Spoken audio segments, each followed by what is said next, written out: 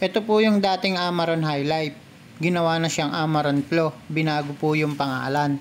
Ang size nito 3SM. Ang presyo naman niya 7.5. So disclaimer lang guys, magkakaiba kasi bentahan namin Pero ako, ang benta ko nito 7.5. Sa totoo lang guys, hindi siya budget friendly. Medyo pricey siya. Kung bago ka pa lang dito sa aking YouTube channel, meron po akong sariling battery shop. Nagtitinda rin po ako ng mga car battery. So etong Amaron battery, based sa aking experience, hinahanap talaga siya ng mga tao. Actually kahit hindi mo na siya i-sale stock, bibilin talaga nila kasi gusto nila Amaron. Sa palagay ko nga rin kaya ka nanonood ng video na to dahil interesado ka sa Amaron battery. Ano nga ba ang meron sa Amaron? Meron din ako ditong mga pangkotse na Amaron tsaka mga special type battery na Amaron. Pero ang re-review natin yung 3SM na Amaron. Para unbox na natin guys. Para sa akin lang guys, yung packaging nitong Amaron napakaganda. Ayan guys napakaganda niya. Shape na shape yung battery sa loob. Meron pa siyang kasamang styrofoam na yan Ito pong Amaron Flow na 3SM, meron siyang kabigatan. Mabigat talaga siya guys pagka binuhat nyo. So ito yung kasama niya sa loob, itong warranty certificate. Ayan guys. Tapos ito yung styro para hindi mayuyupi yung kahon ba. So ayan lang guys.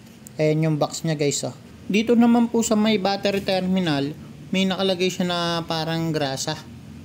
Ayan, kulay white. Malagkit siya guys Di ko sigurado kung grasa to. Siguro para sa corrosion. So nilalagyan nila ng ganyan. Ayan malagkit kasi Tapos yung mga naunang Amaron dati, kulay green talaga siya. Ito ngayon yung bago, naging light green na yung kulay niya. Ang ganda sa mata guys Ayan, Amaron Flow na nga pala pinalit. Dati kasi highlight po yung tawag dyan.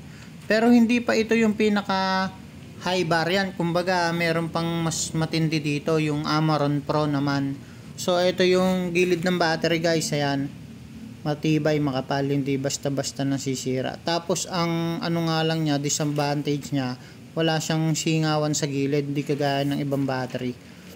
Ayan guys, may nakasulat din dito na uukit na 115 D31L. Ayan guys, yung sinasabi ko sa gilid, wala siyang singawan ba ganun, yung breather. Ito naman yung pinaka indicator niya sa battery, dapat naka-green yan. Ayan, naka-green naman siya.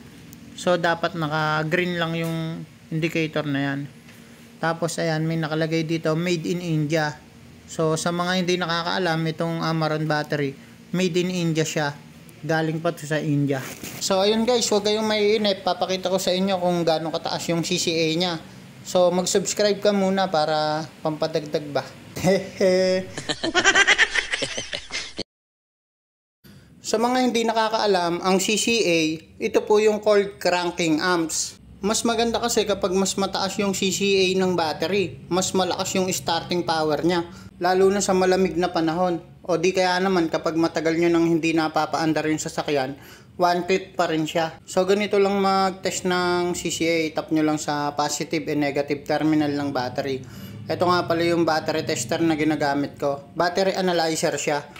Kapag gumagamit kayo ng battery analyzer, dapat yung battery nyo full charge. Based kasi sa aking experience, kapag hindi full charge yung battery, maaaring hindi accurate yung maging reading ng tester. Ang normal charging dapat nasa 12.5 pataas.